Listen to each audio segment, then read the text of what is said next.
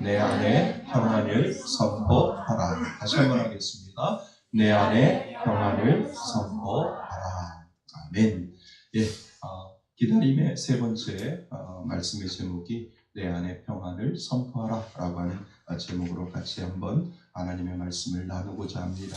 성탄절이 가까워 오면은요, 성경은 우리들에게 선포를 하지요. 지극히 높은 곳에는 하나님의 영광이요, 땅에서는 하나님의 기뻐하심을 입은 사람들 중에 뭐라고 이야기합니까? 평화라라고 이야기를 합니다. 그래서 성탄절이 돌아오면 늘 이 성경 구절이 우리들의 마음속에 머물게 되지요. 평화가 선포되는 것입니다. 그래서 우리가 찬송을 불러도, 우리 아까 찬송을 불렀죠. 평화 평화로다 하늘 위에서 내려오네. 그 사랑의 물결이 영원토록 누구의 영혼을요? 내 영혼을 덮으소서라고 하는 그 찬양을 우리는 아까도 불렀습니다. 제가 가장 좋아하는 찬송 중에 이 찬송을 참 저는 좋아합니다. 이 찬송을 부를 때요, 감정 없이 부르지를 못하겠어요. 온 마음과 정성을 다해서 평화 평화로다 하늘 위에서 내려, 그 하늘에서 내려왔던 그 평화의 은혜가 내 영혼을 덮어 주옵소서라고 하는 그 믿음의 고백을 하나님 앞에 올려드릴 때가 된다면, 저는 밍숭맹숭하게 그렇게 찬양을 못 부를 것 같습니다. 간절한 마음으로 내 마음과 온 정성을 다하여 하나님 내 영혼을 덮어 주옵소서라고 하는 그 믿음의 고백을, 이 찬양을 부를 때마다 늘 하나님 앞에 그러한 마음으로 찬양을 올려드릴 때가 많이 있습니다. 이 평화라고 하는 말은 우리나라 말로 여러 가지 단어로 표현을 하고 있지요. 평안이라고 하는 말도 있고요, 안녕이라고 하는 말도 있고, 평강이라고 하는 말도 있습니다. 우리나라 말로 말하면 이렇게 다양하게 말하지만 영어로는 한마디로만 이야기를 합니다. 영어로는 peace라고 하는, 이 평화라고 하는 이 단어 하나만 사용하고 있습니다. 그래서 영어로는 peace라고만 사용하지 한국말처럼 이렇게 다양하게 사용하고 있지는 않습니다.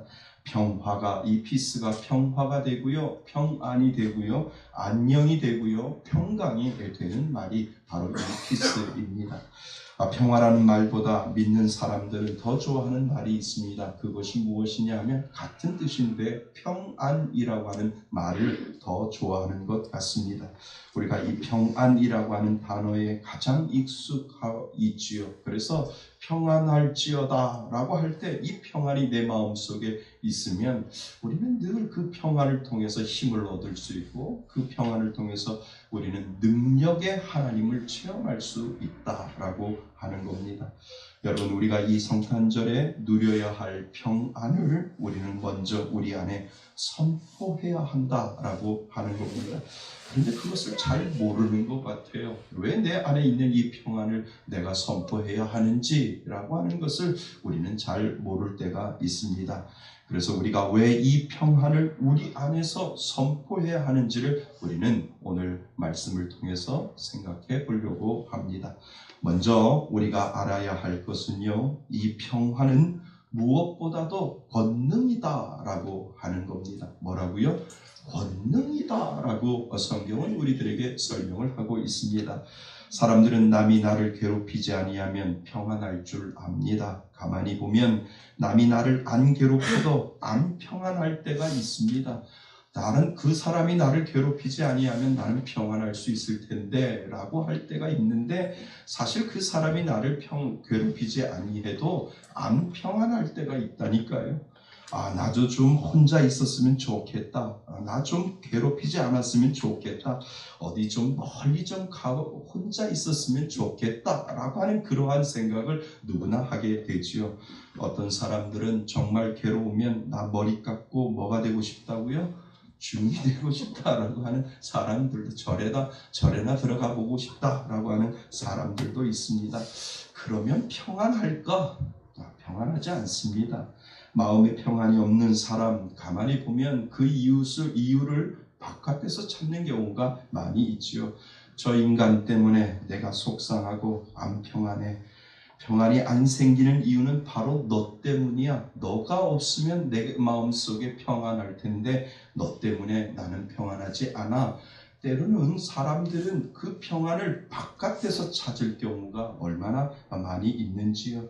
내가 평안하지 않는 이유는 내 남편 때문이고, 내가 평안하지 않는 이유는 내 아내 때문이고, 내가 평안하지 않는 이유는 나 때문이 아니라 자식 때문에 나는 평안하지 않아 라고 할 때가 얼마나 많이 있는지요. 돈만 있으면 좀 평안할 텐데 돈이 없어서 내가 평안하지 않아. 몸이 아프기 때문에 내가 평안하지 않아. 가만히 보면 모든 사람들은 그 평안을 바깥에서 찾을 경우가 얼마나 많이 있습니까? 그러나 여러분, 무엇이 와서 평안한 것은 아니고 무엇이 해결되어서 평안한 것은 절대 아니다라고 하는 겁니다.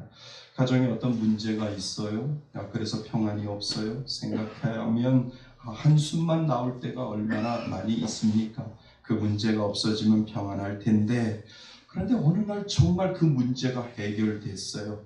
그랬더니 그 문제가 해결됐으니까 와, 나 참 평안해. 오늘 완전 평안해. 라고 고백을 하게 되지요. 근데 시간이 지났어요. 내일 그 다음날 완전히 난 평안해. 문제가 해결되었거든. 나는 편안해. 라고 그렇게 이야기를 합니다. 또 시간이 지났어요. 나 편안해. 또 시간이 지났어요. 나 편안해. 또 시간이 지났어요. 나 편안해. 이 편안한 것이 계속해서 그대로 이어지면 좋겠는데 시간이 지나면 지날수록 그 편안이 점점 작아지는 것을 우리는 느끼게 되지요. 그래서 문제만 해결되면 그때만 좋은 겁니다. 계속 좋으면 얼마나 좋겠습니까? 그런데 그 문제가 그 평안의 이유를 만들어주지 않는다라고 하는 거지요. 그러면 하나님이 우리에게 주시는 평안이 과연 무엇일까? 그 정의를 우리는 가지고 있어야 합니다. 평안은요, 능력이라고 하는 겁니다. 내가 만드는 것이 아니라 문제가 해결되어 평안이 아니라 평안은 위에서부터 임하는 하나님의 능력이다라고 성경은 우리들에게 이야기를 해주고 있습니다. 예수님이 그것을 우리에게 주시려고 이 땅에 오신 이유가 바로 그것입니다.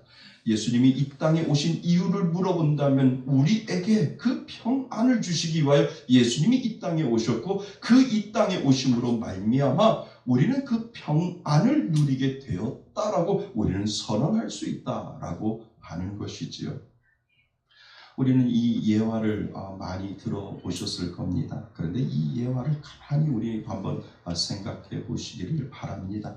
다시 한번 이 예화를 통해서 내가 과연 이 평안이 어디서부터 오는지를 우리는 한번 이 예화를 통해서 한번 생각해 볼 필요가 있지요. 평안이라고 하는 주제를 주고 그것을 그림으로 그려 공모하라고 했습니다. 1등에게 주는 상금이 엄청 큽니다. 그래서 많은 사람들이 이 평안이라고 하는 주제를 가지고 그림을 그리기 시작을 했지요. 최고의 상금을 걸고 평안이라고 하는 그림을 많은 사람들이 그려서 공모를 하게 됩니다. 그랬더니 수많은 사람들이 그 그림을 작품을 만들어서 그 공모를 했습니다. 어떤 사람들은 우리가 생각하듯이 그렇게 생각을 합니다. 큰 들판에 석양이 지는 아름다운 모습 속에 양떼들이 유유자적 풀을 뜯고 있는 그러한 모습이 평안입니다 라고 해서 어떤 화가는 그 평안의 모습을 그려서 공부를 하는 사람도 있고, 그리고 석양에 구름이 뭉게뭉게 피어있는 아름다운 모습을 그리는 사람들도 있고, 또 어떤 사람들은 아주 잔잔한 호수가 있고 그 호수에 유유히 헤엄을 치는 몇 마리의 벽조를 그려놓고 이것이 바로 평안입니다 라고 공모를 하는 사람도 있었습니다. 어떤 사람들은 정말 세상에서 아주 아름다운 꽃들을 그려놓고 그 꽃들의 바람에 흩날리는 그러한 모습을 그려서 공모하는 사람들도 있지요.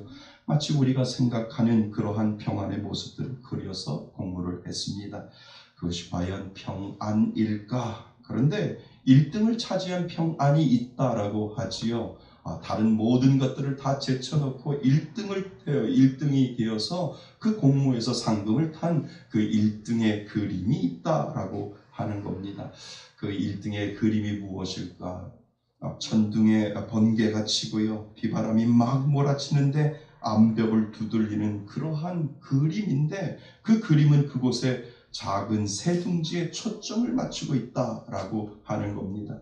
아기 새들이 그 폭풍과 비바람이 몰아치는 곳에서 곤히 자고 있는 그 그림을 어느 한 사람이 그것을 그려놓고, 그것을 그 둥지에 아기 새들이 곤히 자고 있는 그 그림에 초점을 맞추어 놓았다라고 하는 거지요. 그런데 그 옆에 엄마 새가 그 새끼 새들을 품에 안고 날개를 덮고 있는 그 그림이 1등을 차지했다라고 하는 겁니다. 그러니까 주위에서는 폭풍과 비바람으로 정말 요동치는데 이 아기 새들은 너무 평안하게 곤히 잠을 자는 거지요. 그것이 바로 1등이었다라고 이야기를 합니다. 그런데 여러분, 어미새가 그 새끼들을 자신의 날개로 감싸고 돌봐줘서 그것이 평안한 것이냐? 우리는 생각해 보아야죠. 정말 그 어미새가 그 아기 새들을 평안하게 그 날개로 감싸 주었기 때문에 그 모습이 과연 평안으로 인하여 1등을 차지했을까? 아니라고 하는 겁니다. 엄마가 암만 그 아이들을 돌봐줘도 여러분, 그 아기 새들에게 믿음이 없으면 불안한 겁니다. 그 아기 새들에게 믿음이 없으면 정말 그 아기 새들은 불안한 것이죠. 엄마가 아무리 그 아이들을 감싸고 그 아이들을 날개로 품어준다 할지라도 그 곤히 자고 있는 아기 새들이 엄마를 믿지 아니하면 그 안에는 평안이 없는 겁니다.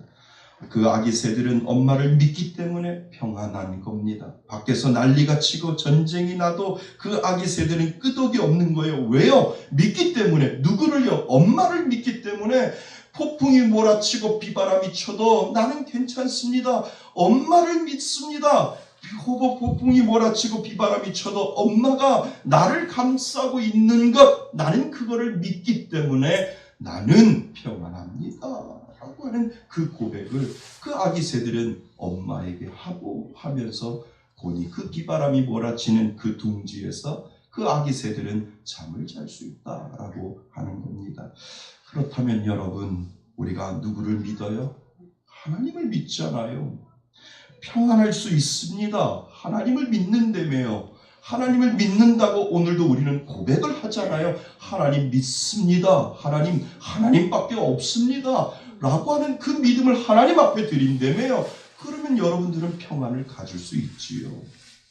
근데 여러분들 평안합니까?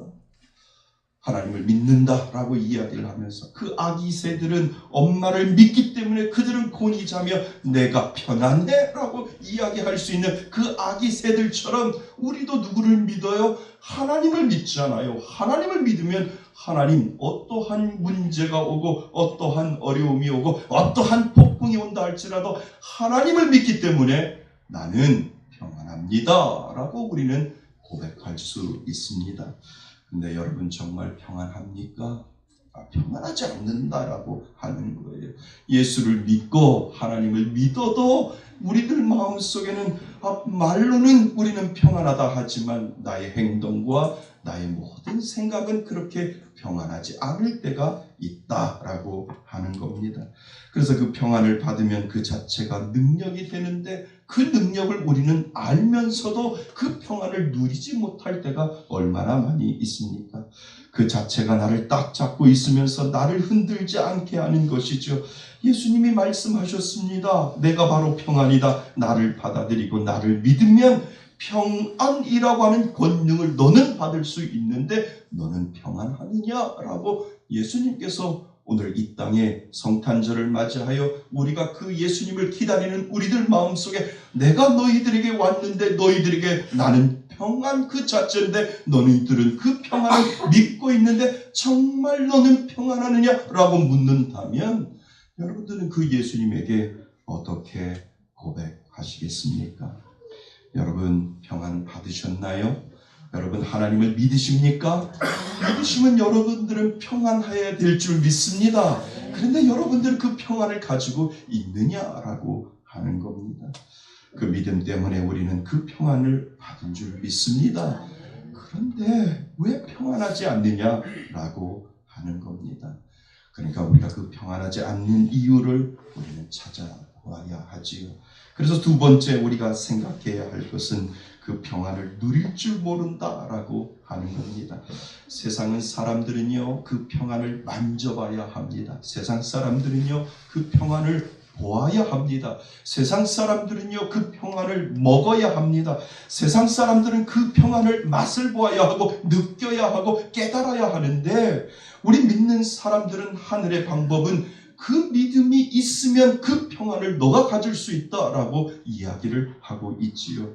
나 평안하다, 나 평안하다, 그리고 나는 기쁨을 가졌다, 고로 나는 평안을 누려야 되겠다, 기뻐해야 하겠다라고 하는 그 믿음의 고백을 할 수 있도록 우리는 이미 우리 안에 하나님을 믿음으로 말미암아 평안이 저와 여러분들에게 있는 줄 믿습니다.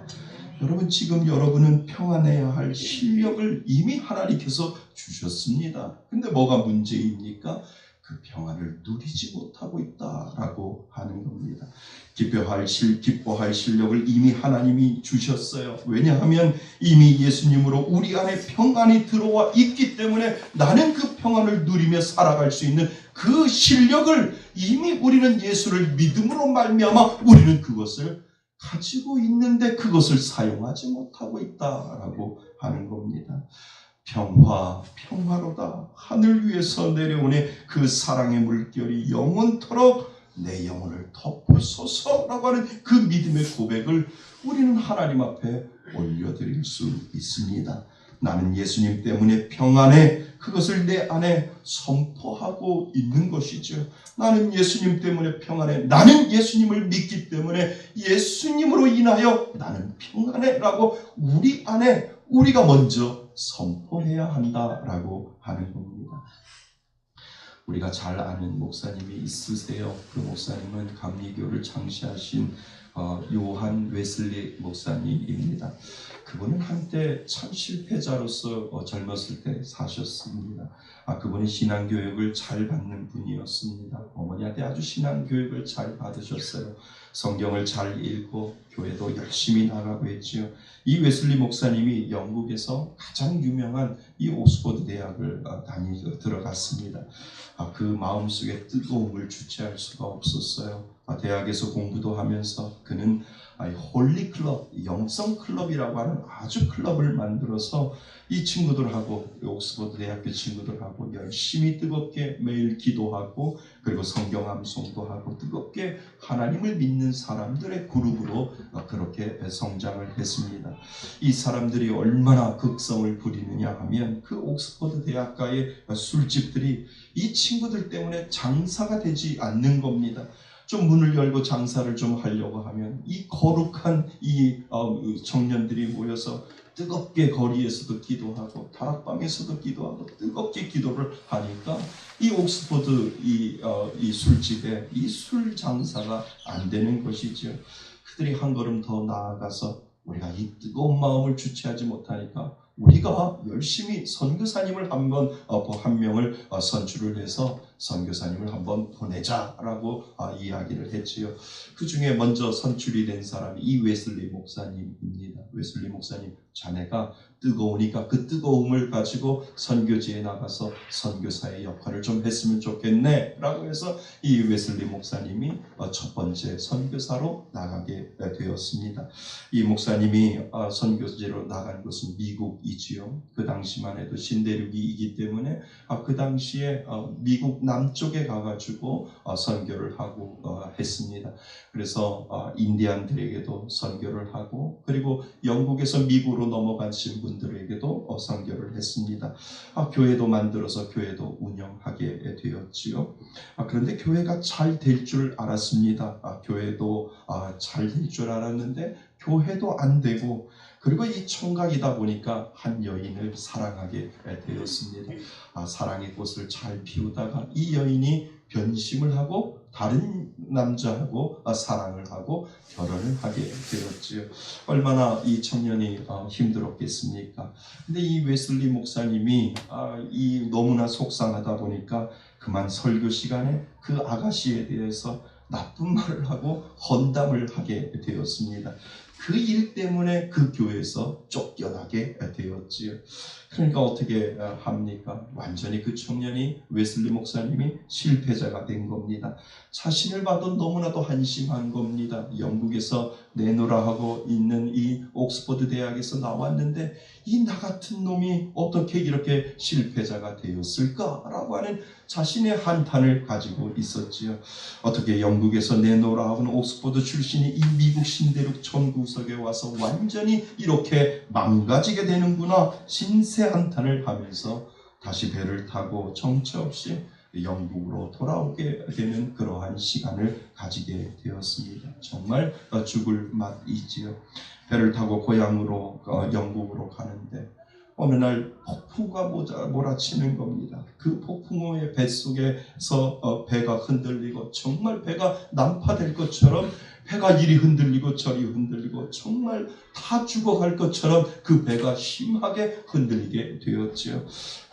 그때 웨슬리 목사님이 생각을 한 겁니다. 나는 죽을 준비가 아직 안 되었는데 이대로 하나님을 그냥 나는 만날 수 없어 라고 하는 그러한 생각을 하고 하나님 앞에 기도하고 있는데 어디선가 그 배 안에 찬송 소리가 들리기 시작한 겁니다. 그 찬송을 들을 때 점점 마음이 평안해지는 것이지요. 그 찬송이 너무 좋은 거예요. 그래서 그 찬송이 들려오는 그 소리를 듣고 그 들려오는 곳으로 그 목사님이 발걸음을 옮겼다라고 합니다. 소리가 나는 대로 찾아갔더니 풍랑이 몰아치는 한 곳에서 한 손은 흔들리는 배에서 넘어지지 않으려고 붙잡고 있고 한 손은 서로 손을 붙잡고 조용히 찬송을 부르고 있는 어떠한 한 그룹을 보게 된 겁니다. 그런데 그 찬송을 듣고 놀란 것보다 그 찬송을 부르는 그들의 얼굴을 보고 그 웨슬리 목사님이 너무나 놀라게 되었다라고 하는 겁니다. 그들의 얼굴은 이 세상에서 보지 못했던 가장 평안한 얼굴을 그는 그곳에서 보게 된 것이지요. 보잘것없는 가난한 여인들과 아이들이 마지막하게 부르는 그 찬송이 서로에게 힘을 주고 용기를 주는 모습이 초라해 보이지만 얼마나 힘이 있고 능력이 보이는지, 그들이 부르는 그 찬송에 그 웨슬리 목사님이 너무나도 감동을 받게 되는 것이지요. 여러분, 우리가 이것은 꼭 알아야 되는데요. 내가 이 권세가 있는 이 평안을 누리면은요, 그 평안이 그 옆으로 전염된다라고 하는 겁니다. 나만 평안해지는 것이 아니라 나로 인하여 그 옆에 사람도 평안해질 수 있다라고 하는 것을 보여주고 있는 겁니다. 그러니까 가정에 하나님이 주시는 평안을 내가 선포하면 그 가정에 그 평안이 전염되고요. 교회에 내가 가지고 있는 그 평안을 선포하면 그 평안의 능력으로 말미암아 그 교회에 그 평안이 전염되고 있다라고 하는 것을 우리들에게 가르쳐주고 있지요. 거기서 웨슬리 목사님이 놀란 겁니다. 정말 부족해 보이고 가난해 보이고 배운 것 없는 사람들의 얼굴 속에 보여지는 그 평안함, 형언할 수 없는 그 평안함, 나같이 배우고 옥스퍼드 대학까지 나왔는데 아무리 지식을 갖추었다 할지라도 자신에 비하면 자신이 너무 부족한 것이지요. 어떻게 저들은 저렇게 평안할 수 있을까라고 하는 그 마음을 그 웨슬리 목사님은 그들의 찬송을 부르는 그들의 얼굴을 보면서 깨닫게 되었습니다. 여러분, 하나님을 믿는 그 믿음이 찬송으로 그 평안함을 그들은 선언하고 있고 선포하고 있던 것이죠. 하나님이 주시는 그 평안을 그들은 누리고 있었던 겁니다. 나는 하나님을 믿기 때문에 하나님이 나에게 평안함을 주셨기 때문에 나는 오늘도 그 찬송함으로 그 평안함을 나는 누릴 수 있어 라고 하는 그 찬양을 부르며 그들의 마음속에 나는 평안해 라고 하는 그 모습을 이 웨슬리 목사님은 보게 되었다라고 하는 겁니다. 그들은 하나님이 주시는 평안을 누리고 있구나, 하나님이 내게 주신 그 평안을 나는 그동안 누리지 못했는데 저들은 하나님을 믿고 그 하나님을 믿음으로 말미암아 그들 안에 알 수 없는 하나님의 평안함이 그들에게 있구나 라고 하는 것을 이 웨슬리 목사님은 깨닫게 되었다라고 하는 겁니다. 사랑하는 사랑하는 성도 여러분, 우리 14절 말씀 같이 한번 읽어볼까요? 14절 말씀입니다. 14절입니다. 시작. 지극히 높은 곳에는 하나님께 영광이요, 땅에서는 하나님이 기뻐하신 자들 중에 평화로다. 아멘. 하나님이 기뻐하신 이들, 하나님이 기뻐하시는 이들이 누구입니까? 하나님이 기뻐하시는 이들, 바로 저와 여러분들인 줄 믿습니다. 그들에게 하나님께서는 평안함을 주시기 위하여 예수님이 이 땅에 내려오셨다는 겁니다. 그러니까 예수님이 저와 여러분들 그 자체의 평안함으로 저와 여러분들 안에 있다라고 하는 겁니다. 그래서 하늘 위에서 내려오는 그 사랑의 물결이 내 영혼을 덮음으로 말미암아 우리는 평안할 수 있고, 그 평안을 우리는 오늘도 선포할 수 압니다. 그래서 그 권능의 능력을 통하여 하나님 앞에 그 평안을 선포하는 자에게 하나님은 그 평안의 모습을 오늘도 저와 여러분들에게 보여주신다 약속하셨습니다. 평안할지어다. 나에게 힘을 주시는 권능의 은혜, 그 평안이 내 안에 흘러넘칠지어다 선포할 때 우리도 그 배에서 마지막하게 하나님의 찬송을 부르며 하나님 앞에 평안한 모습을 가지고 있었던 그들처럼 우리 안에 그 평안의 은혜가 넘쳐나게 될 줄 믿습니다. 평안, 그 자체이신 예수님이 내 안에 계시다. 그리고 내 삶에 대하여 명령하는 겁니다. 내 문제를 향하여 선포하는 겁니다. 어떻게 선포합니까? 평안할지어다. 하나님께서 우리 믿는 자에게 그 평안의 은혜를 주셨기 때문에 내가 선포할 때마다 나는 그 평안의 은혜를 가질 수 있다라고 하는 그 은혜를 저와 여러분들에게 하나님께서 주신 줄 믿습니다. 그러니까 평안을 선포하는 겁니다. 내 몸에도 향하여 내 몸아 평안할지어다. 내 자녀에게도 내 자녀야 평안할지어다. 내 사업과 내 일에도 내 모든 것에 평안할지어다 라고 우리가 선포할 때 그 평안의 은혜는 그것을 선포하는 것으로 말미암아 분명히 이루어질 줄 믿습니다. 우리가 그것을 누리지 못하는 거예요. 예수님이 이 땅에 오셔서 그 성탄의 기쁨을 통하여 우리들에게 주셨던 것은 너에게 평안을 주려고 왔는데 너희들은 그 평안을 사용하고 있느냐라고 예수님께서 저와 여러분들에게 오늘도 묻고 계십니다. 사랑하는 성도 여러분, 그 평안을 선포하시기를 바랍니다. 가정을 통하여 여러분들의 자녀를 통하여 평안할지어다 라고 선포할 때 그 평안의 은혜가 분명히 효력을 발생할 줄 믿습니다. 왜요? 하나님을 믿잖아요. 그 믿는 자에게 하나님은 큰 평안의 능력을 주셨음으로 말미암아 우리는 오늘도 그 평안을 누리며 살아갈 줄 믿습니다. 사랑하는 성도 여러분, 예수님이 이 땅에 오심은, 우리가 예수님을 기다림은 바로 평안을 예수님이 우리에게 주신 것입니다. 그 평안이 바로 능력이고 권능인 줄 믿습니다. 아무리 교회를 다녀도 그 평안을 누릴 줄 모른다면 우리는 믿는 자가 아닙니다. 있으면서도 쓸 줄 모르는 사람이 바로 바보이지요. 내가 영적인 바보가 되지 아니하면 내 안에 있는 그 평안을 오늘도 선포하시기를 바랍니다. 하나님은 분명히 저와 여러분들에게 그 실력을 주신 줄 믿습니다. 그래서 오늘도 그 여러분들의 문제를 향하여 평안할지어다, 평안할지어다 선포할 때 그 능력이 이루어질 줄 믿습니다. 우리 한번 따라해 볼까요?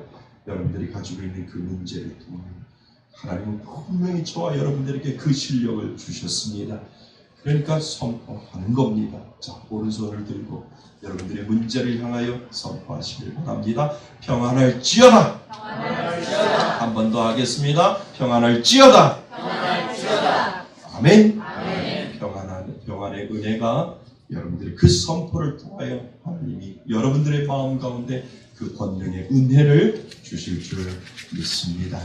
그 은혜로 기쁜 성탄을 맞이하시는 저와 여러분 되시기를 주님의 이름으로 축원드립니다. 아멘. 우리 크리스마스를 성탄절을 맞이해서